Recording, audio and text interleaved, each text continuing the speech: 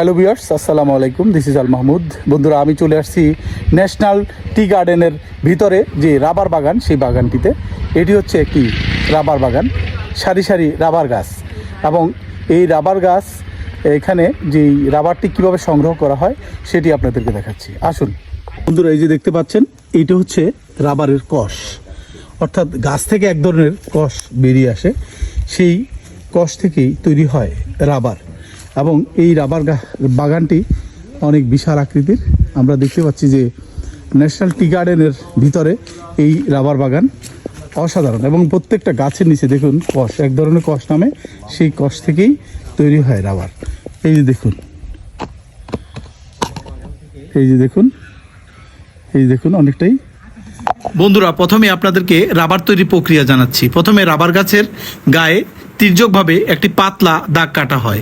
এই দাগ কাটা দিয়ে সাদা দুধের মতো তরল বের হয়, যাকে লাটেক্স বলা হয়। নিচে ছোট কাপ বা বাটিতে এই লাটেক্স সংগ্রহ করা হয়।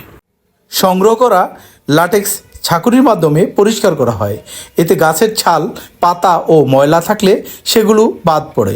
এরপর স্থিতিশীল করার জন্য হালকা রাসায়নিক মেশানো হয়।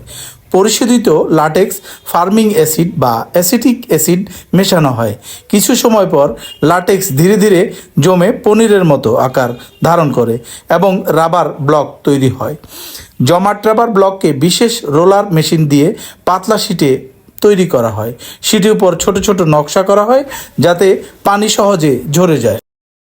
রাবার শিটগুলো শুকানোর জন্য স্মোক হাউস বা ডায়ার ব্যবহার করা হয়। ধোয়া দিয়ে শুকানো রাবারকে স্মোকড শিট রাবার বলা হয়। সম্পূর্ণ শুকানো রাবার শিট কেটে ওজন অনুযায়ী বেঁধে প্যাকেট করা হয়। এসব শিট পরে বিভিন্ন শিল্পে টায়ার, জুতা, দস্তানা, ব্যান্ড সহ অসংখ্য পণ্য তৈরিতে ব্যবহৃত হয়। বন্ধুরা, আমি ঘুরে ফিরে দেখছি এই রাবার বাগান, আপনারাও আসতে পারেন। তো আমরা ঘুরে ফিরে দেখলাম।